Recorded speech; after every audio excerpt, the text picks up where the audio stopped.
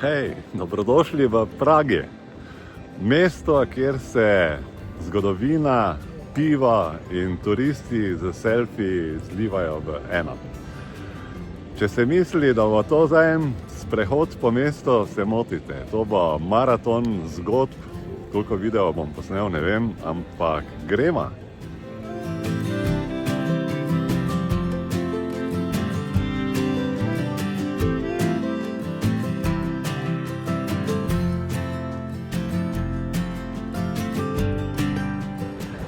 Naše popotovanje po Pragi pričenjamo v 10. stoletju. Tukaj za mano, oziroma pravkar sem pred Narodnim muzejem, kraj, kjer se je pisala zgodovina. Pred njim stoji kip svetega Venčeslava, kneza, kateri je šele po smrti postal kralj.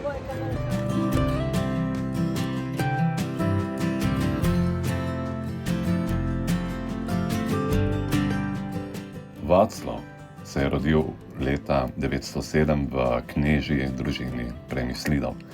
Njegovo otroštvo ni bilo lahko. Oče, knez Vratislav I, je umrl, ko je bil Vaclav še deček. Vzgojila ga je predvsem njegova babica, sveta Ljudmila, ki mu je dala krščansko izobrazbo in mu privzgojila vrednote pravičnosti in sočutja.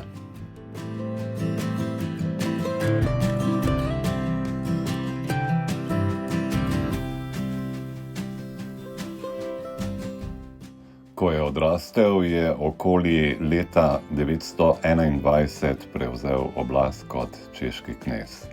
Njegova mama in del plemičev so mu želeli oblast odvzeti, saj so imeli drugačne politične in verske cilje. Kljub temu je Vaclav vztrajal.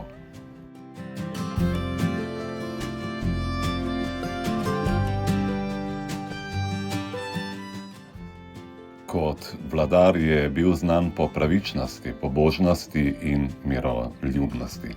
Zavzemal se je za širjenje krščanstva ter za tesnejše povezave z Nemčijo, kar pa ni bilo po volji vsem domačim plemičem.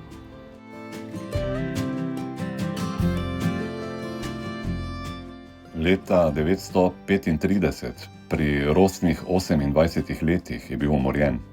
Za njegovim umorom je stal lastni brat Boleslav I, ki je nato prevzel oblast. Vaclav pa ni ostal le še eno ime v zgodovini. Po smrti je postal mučenec in svetnik, predvsem pa simbol češkega naroda. Čeprav nikoli ni bil uradno kralj, so ga po smrti razglasili za večnega češkega kralja.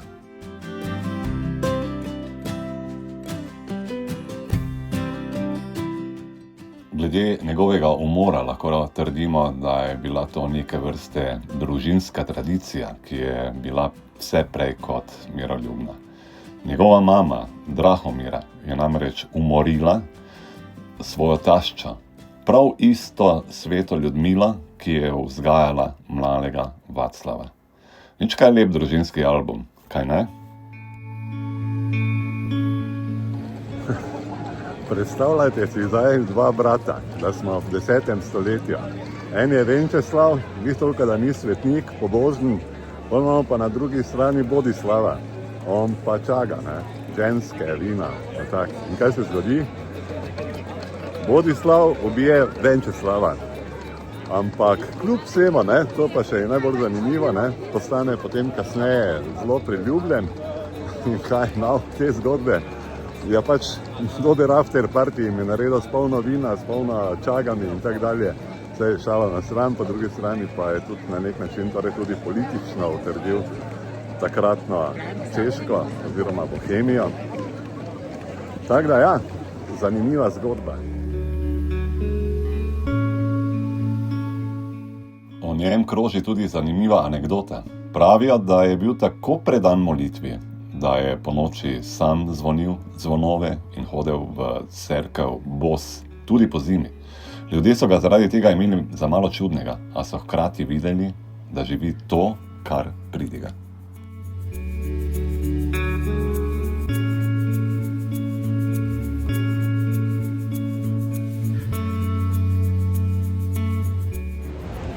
Narodni muzej za nami, je kraj, kjer se je pisala zgodovina.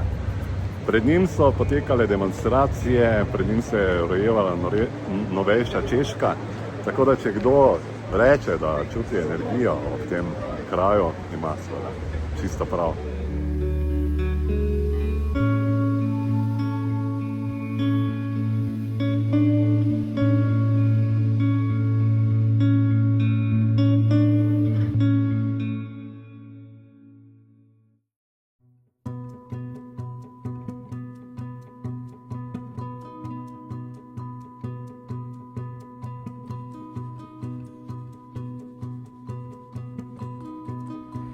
Evo, tu pa zdaj prihajamo v Lucerna pasaža. In kaj bomo videli? Kip Venčeslava na konju, obrnjenega navzdol.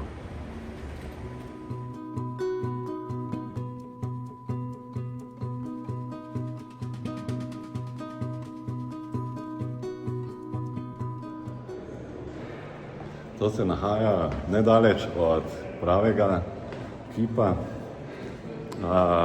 Venčeslava, je pa zanimivo, ne? Sicer je pa tukaj kina in v zelo neposredni bližini lahko prijete za sem, če pa se obiskali. Baje, da se še tukaj nahaja en taki fajn razgled na mesto, samo da moram jaz dvigalo poiskati, kam da je to gremo.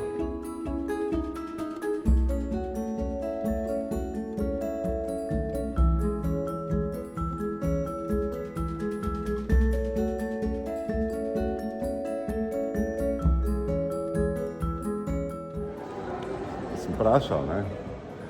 Ampak so rekli, da nič ne bo, zaradi tega, ker je terasa v rekonstrukciji, ampak škoda, ker je taki zelo zanimivo dvigalo, tako starinska, pa lepi razgled na koncu, ne? Na samo mesto. Ampak ja, gledajte, jaz to ful uživam, da ko hodim malo okoli, se malo sprehajam, malo raziskujem, tako da gremo dalje raziskovati. Tukaj, kjer se sedaj nahajamo, se pravzaprav nahaja meja.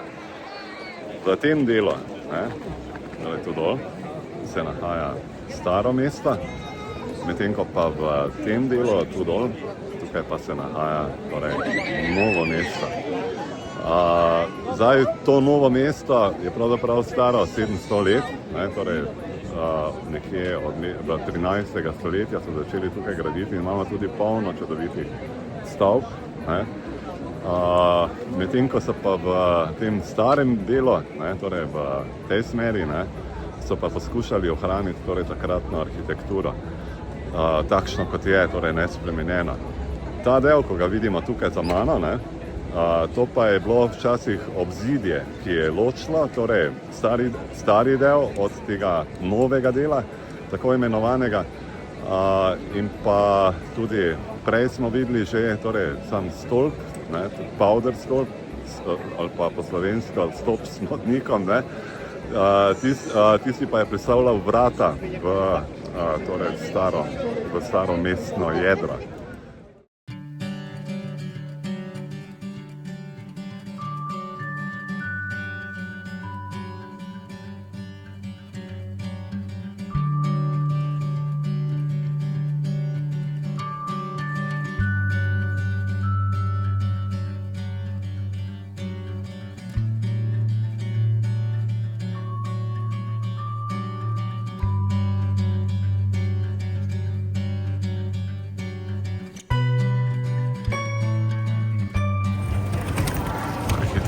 Tukaj pa, gledajte, noro,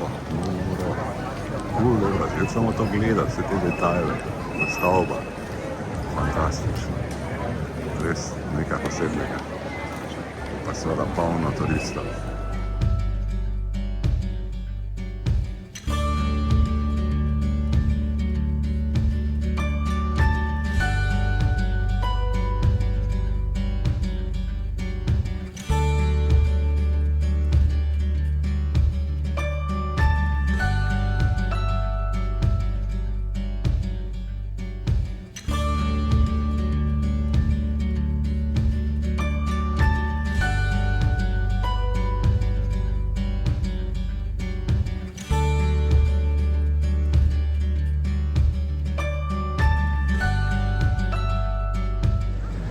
Še nekaj besed o Bohemiji.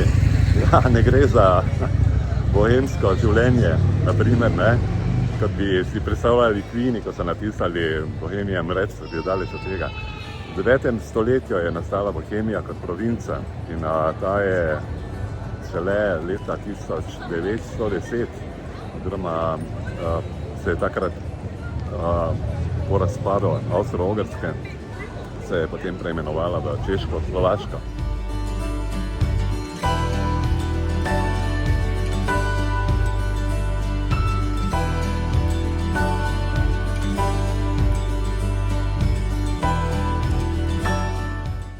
Danes Vaclava Čehinje in Čehi častijo kot enega svojih največjih svetnikov. Njegov kip pa še vedno stoji tukaj, kot opomin na moč vere, pravičnosti in zgodovinskega spomina.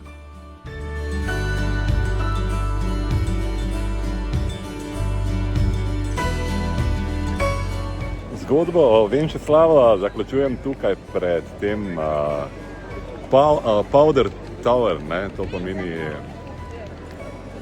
stolp smodnika, ne? Oziroma stolp smodnikom. Zakaj? Zaradi tega, ker so v 17. stoletju so v njem hranili torej smodnik, ne? Danes so tu notri take lepe, čudovite restauracije, seveda moraš drago plačati, ne? Tukaj je pa mestna hiša, ne? Torej zraven. In tu je pa Plečnik, torej imel tudi prste vmes in je predstavljal eno lepših zgrad pravzaprav v sami Pragi. Kakorkoli že, zanimiva zgodba, torej mi zdaj ta video zaključujemo v tem delu, torej 10. stoletje, zdaj pa gremo naprej v 14. stoletje. Hvala, ker ste bili z mano v tem videu in nadaljujemo torej zgodbo o Pragi v naslednjem videu, ki bo tudi zanimiva.